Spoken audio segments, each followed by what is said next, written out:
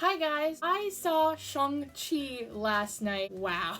It was action-packed. I loved the origin story. The father-son relationship was really good. With a lot of Marvel movies nowadays, they are very heavily connected because we're all in one cinematic universe, which I'm totally fine with. But I also really love seeing a movie kind of stand on its own, not have to rely so heavily on the connection. Shang-Chi is that Marvel film, one of the Marvel films that is able to stand on its own very strongly, its own world. It does such a good job of world building and us getting to know so much of this lore and this world that I highly want more films in this world and more stories from this world, whether it be from the past, the future, the present. Granted, every movie has its faults, has its issues. No movie is perfect. It's far from perfect, but I don't care because I had such a fun time with this film. And I loved getting to see the Asian representation in this film. Marvel is so good at doing their action, and sometimes it can feel repetitive, but I feel like this movie brought new elements to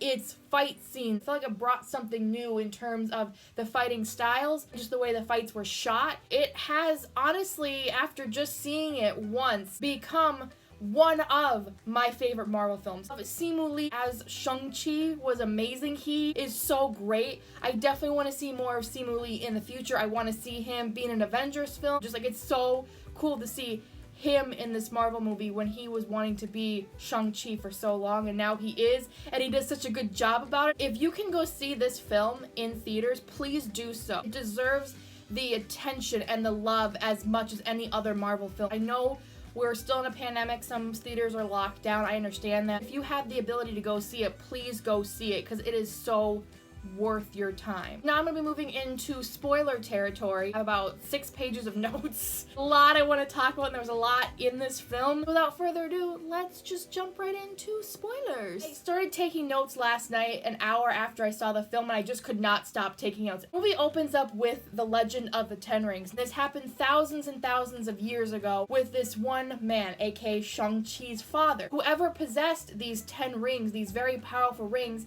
was like a god, had godlike powers, and they could become pretty much immortal. You could still kill them, and of course, when you have that immense power and you can live forever and you're like a god, of course you use it for freaking evil. Rebuilding his army, building the 10 rings, what he calls all of his men, to have immense power. For years, he's been looking for this magical land with these magical creatures. It has like dragons in it. It has like a nine-tail, something you'd see from like Pokemon or something. He wants to go to this place because he wants the power of it. Like, of course he wants the power. He has these 10 rings. They make him like live forever. He has immense powers like of a god. You want more power. It's what you do when you're greedy and hungry for power. You get more power. He finds this magical place of Talao. And when he gets there, he ends up meeting this woman there who ends up being Shang-Chi's mom. He and her have this, I would almost call it like a fight dance. It's very graceful. He's been searching for the power from this magical land for many centuries. So in 1996, year before I was born, he ends up going and finding Talao. They have a beautiful, graceful, choreographed fight. Shots that were done, the sequences, the hand-to-hand movements, it was so beautiful. The fighting in this movie is just done with such care, detail, and I really love that. This is some of my favorite fights in the MCU, in all honesty. Him and this woman ended up starting to fall in love. Of all people, he didn't think he'd fall in love with her. She decided to leave, allow this place, her home, to be with this man, their father. By leaving, she gave up her powers because she wasn't probably attached to this realm anymore. He's been driven by hunger and power for so long. Finally found something else that was more important to him. He found this woman that he loved. Once, like, Shang-Chi and his sister were born, he found something even more powerful and more important to him, his family. That's when he gave up his quest for more power. He put away the 10 rings because he found something more important in his wife and his children. That was his whole world. Unfortunately, because, you know, it's Marvel and a story can't be a story if it's happy all the time, shit happens. Because he lived such a dangerous life and was a tyrant, his past, which his wife tells him, you can give up your past, you can move past your past. Some people are aren't gonna let that go. His past catches up with him. Shang-Chi, who's a really young kid, about like 7 years old-ish, with his sister, is with their mom, learning some of her fighting style. One of the gangs their father wronged back in the day comes seeking revenge. Obviously, since their father is not there, their mother has to try to fight them off, but she has no powers, and sure enough, she gets killed. Her father, stricken by grief, being like, my wife was wrong, I can't escape my past, is like, might as well embrace it and become this evil dictator dude again. Puts back the rings on, and he hasn't taken them off since. So this is what happens. The thing about Marvel is, while some of their villains are kind of like throwaway, they have a couple villains like Thanos. You know it's a good villain when you can sympathize with that villain and you understand what they're doing. You don't necessarily agree with what they're doing, but you understand Thanos. Well, we didn't like him killing half the population and our favorite characters. You understood what he was doing it for. Overpopulation. We don't have enough resources. The guy that plays Shang-Chi's father, he's amazing. He's so good. But you have this guy who, he gave up everything. He gave up power. He gave up these rings to be with this woman and to have this family. He found something more important to him. He thought he could leave his past behind, but when you have a past so dark and tainted in greed and power, you can't necessarily leave that behind. You try to leave that behind, it's not gonna work. It's gonna catch up with you and someone else is gonna pay the price. And in this case, it was your wife. Shang-Chi and their sister really kind of blame their father for their mother's death because while he didn't directly kill her, indirectly, someone that he wronged in the past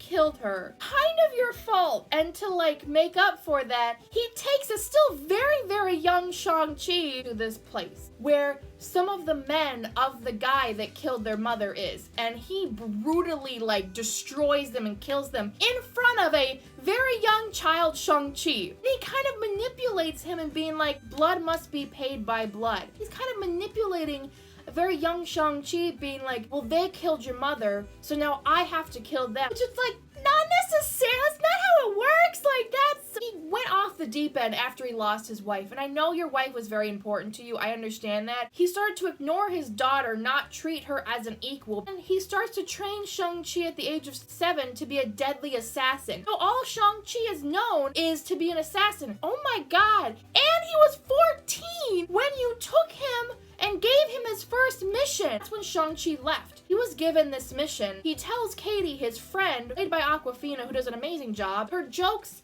and her comedic humor do not ruin some of these more important moments. They kind of like add that little flair to them, which I was happy because it did not undercut the scene. He tells his best friend Katie he was given this mission and that he could not go through with it. He left at the age of 14 and never came back. I think it's hilarious that when they're on the plane telling her that story, he goes by the name Sean. He's like, well, Sean is not my real name. And she's like, well, what's your real name? And he's like, it's Shang-Chi. And Awkwafina goes in this whole little like hilarious jab at him like, you changed your name from Shang-Chi to Sean, spelled pretty much the same way, and you didn't think your dad, a evil like dictator, powerful, hungry dude that's been around for centuries, is not gonna figure that out. She has a point, you know? Shang-Chi, Sean, like, I'm pretty sure they could put 2 and 2 together. If you wanted to try to change your identity, you did a very poorly job of changing your name at all.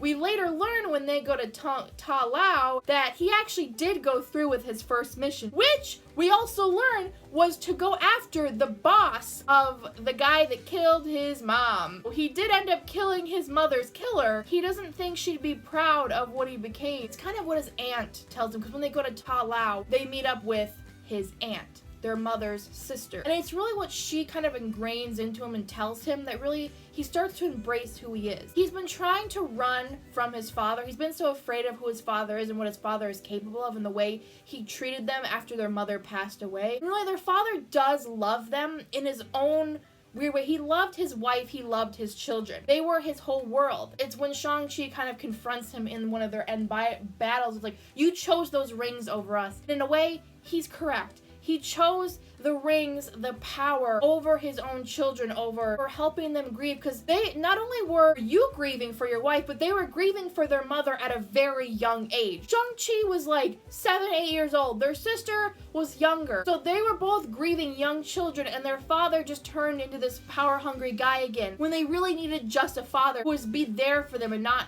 treat them like killing machines and just not ignore his other daughter. His daughter wanted to be an equal. She wanted to train, be a fighter, and be seen as an equal. He just kind of ignored her and neglected her when their mother passed away. After Shang-Chi did not come back, she ran away, and at a young age, she started this underground dark net fighting club, where in the trailers we saw the Abominable from Hulk and Wong fighting, which was so dope in the movie to see them fight. It was just so fucking cool. There's so much pain and hurt there, and their family is so broken. Shang-Chi loved his mother very much. She taught him the ways of her people, and so did his sister. She loved her mother so dearly. They did everything to try to, once their mother passed away, please their father, but nothing ever seemed to be good enough. Shang-Chi got his first mission, and so he left, told his sister he'd come back, so he never came back.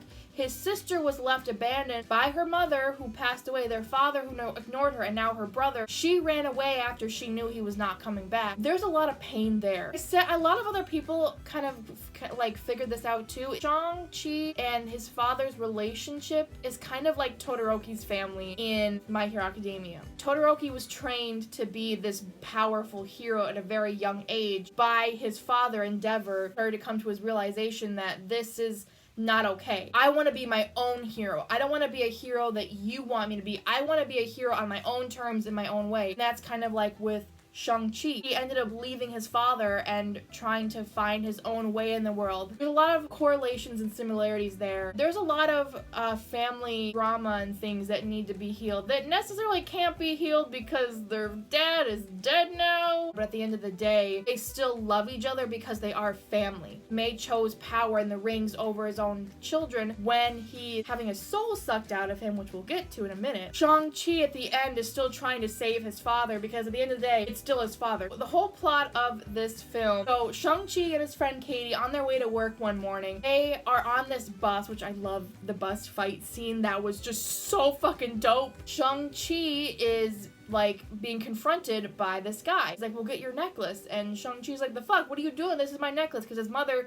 gave him and his sister both a necklace. Shang-Chi is like, "Well, I have to just kind of like do this." And so this is when he kind of really does all of his moves. You know, in the trailer we see him like punch and kick people. Like he goes and does the splits in the air and just goes like with his legs, he goes Q and just kicks people in the face. That move is so freaking dope. Because at one point he jumps outside of the bus and is hanging on and then gets back in the bus through the entrance door. Oh my god, this whole sequence was so fucking wild. Scores and the music in this film are so good. Sometimes I forget about the music because I'm so ingrained in the action in a Marvel film, but I loved the soundtrack, the songs, instrumentals in this movie. So phenomenal. He had a postcard that he got from his sister. Actually, turns out it wasn't from his sister. It was actually kind of, I think it was probably from his father. It's a way to find both of them. And Shang-Chi has to end up fighting his sister. His sister pretty much kicks his ass. Badass she is. She's awesome. I love his sister in this film. I love her fighting, especially at the end where she's like fighting Razor Fist. Kala was so cool.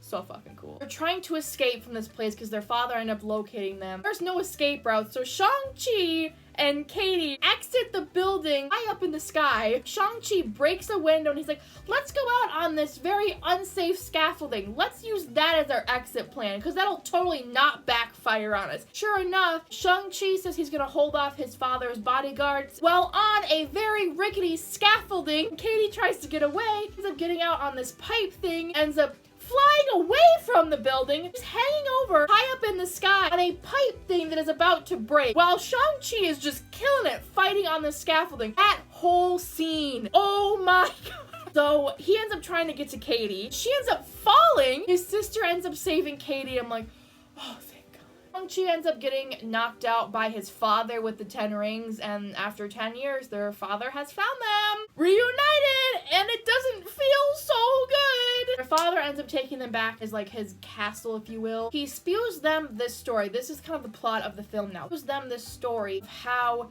their mother wanted to live in Talao with him, but her people said no, they wouldn't allow her to. For that, they ended up locking her away behind this door in Talao. His mother has been calling to their father saying that she needs him to free her. So he believes that she's alive. Shang-Chi and his sister are kind of like, "But like, she's dead to me.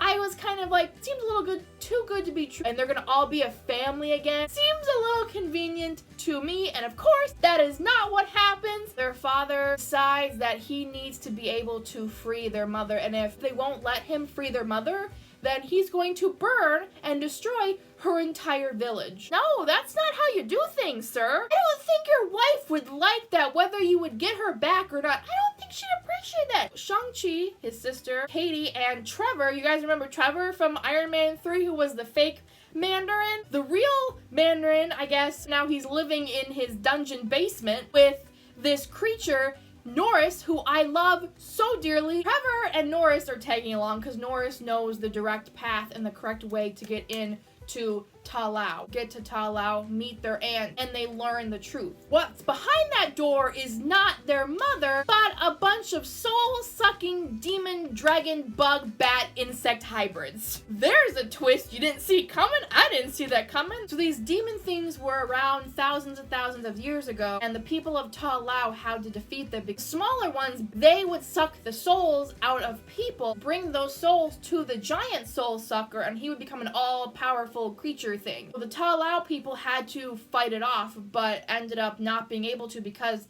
they were outnumbered. They had to have the help of the Great Protector, which is a dragon, a protector of their village. That's what's locked behind the door of dragon scales, is that thing. Their father is thinking it's their mother, but in turn, it's this giant soul-sucking demon thing that has been whispering in their father's ear, telling him what he desires most. I couldn't make this shit up if I tried. It's a good plot. It's a good plot. It have like a training montage now of Shang-Chi and his sister. Katie ends up training with a bow and arrow. It's so cool. At the same time, Shang-Chi is learning from his aunt the ways of his mother, the way she fought, the techniques of the Ta Lao people. And that's really what he uses at the end to defeat his father or fight against his father, is he uses his mother's fighting style, which I love to see. I loved seeing that when he was going up against his father at the end. And he's like confronting him about how you chose those rings over us, when they're at the Great Wall, or not the Great Wall, when they're at that great door, and he's fighting his father using his mother's fighting style. I just was like, I got teary-eyed. She'd be so proud of you, Shang-Chi! Once his father for the first time, his dad ends up shooting him into the water. In the water, he meets the Great fucking Protector. Her dad ends up going over to the Great Door, starts hammering away at demon-sucking things, slowly start to come. Oh god, no, this is not happening. The Great Protector, the dragon, shoots out of the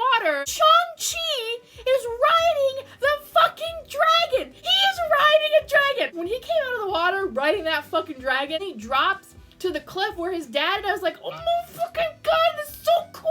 I love it. Shang-Chi is on the cliff confronting his father, and at one point, he ends up getting 5 of the 10 rings on his arm. His father jumps into the air and does like a giant explosion at his son, or a giant like laser beam at his son. Shang-Chi has all 10 of them, and he's about to do this giant blasting thing at his father, then he drops all of them. He realizes, I'm not like my father. I'm not going to choose these 10 rings, this power, over my family. I'm not going to drive the people I care about away. I'm not going to do that. Of course, that's when things just have to go south from there. The wall ends up crumbling. This giant gray insect bug dragon shoots out of there. Well, we're here now! How are we gonna fix this? And the dragon thing ends up taking their dad. Shang-Chi has to watch Thing suck his dad's soul out. Now, the rings belong to Shang-Chi, and for the rest of the movie, he's just kicking ass. At one point, him and his sister are riding the Great Protector, while the Great Protector is using this water tornado thing to try to case the high soul-sucking demon thing. So its little minions are bringing it back soul, so it gets too powerful, it breaks out. It gets a hold of the Great Protector and tries to suck the soul out of the Great Protector. Oh my god! This movie, a lot of people described it as kind of like a live-action anime, and honestly, especially the third act, it is. It kind of is. Katie is there having to make a choice. She takes the bow and arrow and shoots a dragon-scaled arrow at the throat of the beast. She knocks it out, distracts it enough to where the Great Protector uses its water tornado things again, encase it a little bit, Shang-Chi jumps into the air, puts all the 10 rings around a circle on the stomach of the dragon. The rings explode the beast thing. So the beast thing is gone. Shang-Chi and Katie go back to San Francisco and they're having another dinner with this, I guess, friend of theirs and her husband. At the beginning of the movie, she's kind of like getting after them, says not having any responsibility, having too much fun. And Shang-Chi and Katie are explaining the whole plot of this movie and what happened to them. Told you to be more responsible and now you're saving the world. And she's like, that's utter bullshit. I don't believe you. Right on cue. Sling ring portal opens. Wong comes out and he's like, Shang-Chi, present. You got the 10 rings, right? Yeah. We need you. And him and Kate are like, I guess we should go. They follow Wong into the portal. Wong is like talking to them a little bit and like that's where the movie ends. Then we get our first end credit scene. This excites me a hell of a lot. Wong talking to Shang-Chi and Katie about the properties of the 10 rings and what they're made out of. And then you hear this voice. Well, it's not vibrating. And I'm like, we see a hologram projector like they did in Endgame with Bruce fucking Banner, Mark Ruffalo, Carol Danvers, Captain Marvel. Figure out what these rings are, like where they came from. Maybe they came from space. It looks like there's like a hidden message or something in it. So maybe a signal coming from somewhere. And maybe because what Shang-Chi used them, they sent a signal to wherever they came from. Maybe they came from space and they're of like alien origin. I don't know. It'll be interesting to explore that. And then Bruce is there. He's like, well, you know what? This is your life now. You're gonna be in this for the long haul. And I'm like, yeah, he is. He better be. I want to see more feet. We're gonna have you on speed dial, bro. The other end credit scene, see his sister in their father's like sanctum place. I guess she's in charge now and we see women and men being trained. But I'm wondering if she is going to kind of like be hungry like their father, but at the same time I think the way it drove their family apart, I don't think she's going to do that. I was Shang-Chi and the Legend of the 10 Rings. I loved it. It's one of my favorite Marvel films. I want to see more of Ta Lao. I want to see more of Shang-Chi, more of this world and the Shang-Chi world. I want to see more of that. The cinematography was beautiful. Ta Lao was so beautiful. Dragon, the Great Protector, he was beautiful. This is one that you should definitely see in theaters. Seeing it on a smaller screen is not going to be as like amazing as it is on the big screen. Thank you guys so much for watching. Let me know what you guys thought about Shang-Chi and the Legend of the 10 Rings, and I will see you guys with another video very soon. Bye guys!